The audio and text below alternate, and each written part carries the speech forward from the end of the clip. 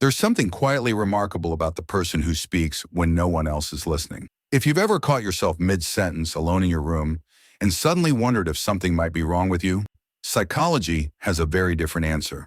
What if that voice, your voice, talking to yourself, isn't a sign of confusion at all? What if it's actually evidence of a rare kind of intelligence most people never develop? Society has taught us that speaking aloud without an audience is unusual, strange, perhaps even unstable. But research reveals something far more interesting. The mind that talks to itself is often processing at a level that silence simply cannot contain. Today, we're exploring 4 psychological signs that your habit of self-talk might actually reveal something extraordinary about how your brain works.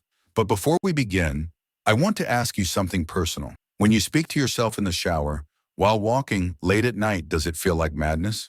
Or does it feel like the only way you can truly think clearly?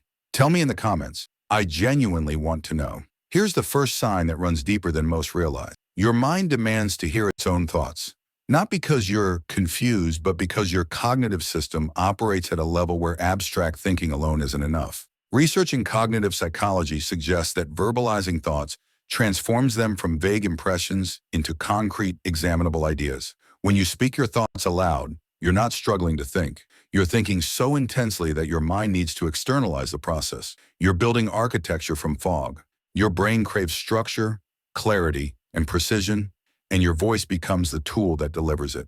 But here's the strange thing. This habit extends far beyond deep reflection. It shows up in the smallest moments. When you're searching for your keys and you whisper, "Keys, keys," under your breath, something fascinating is happening. Psychologists call this stimulus upregulation. Saying an object's name activates your visual cortex, sharpening your ability to locate it. You're not scatterbrained.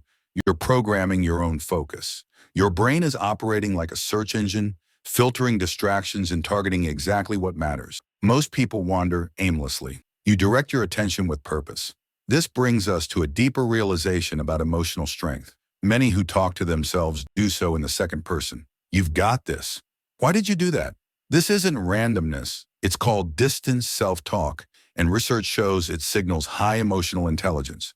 By speaking to yourself as if you were another person, you create psychological space between you and your stress. You become your own anchor in difficult moments. You don't need someone else to calm your nervous system. You've learned to do it yourself. That kind of inner regulation is rare, and it's built through years of quiet, internal work that no one else ever witnesses. But here's the part most people miss entirely. Your voice does something even more powerful. It saves memories. When you repeat information aloud, a name, a date, something meaningful, you trigger what psychologists call the production effect. Speaking creates a unique memory trace that silent thinking cannot replicate. You're not being repetitive for no reason. You're encoding. You're marking certain information as important, carving it into long-term storage. Your brain treats spoken words differently.